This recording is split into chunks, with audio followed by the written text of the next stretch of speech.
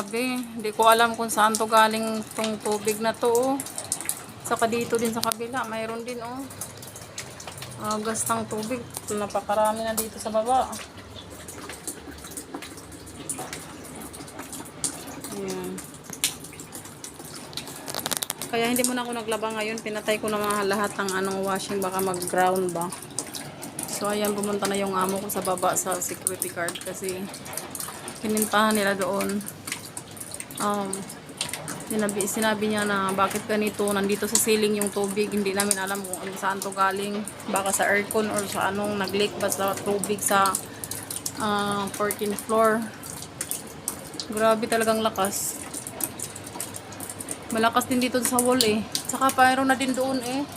Nag-ano na din oh, parang nag-iba na yung kulay ng ano ng pintal. Parang tubig na yan yata eh. So ayan.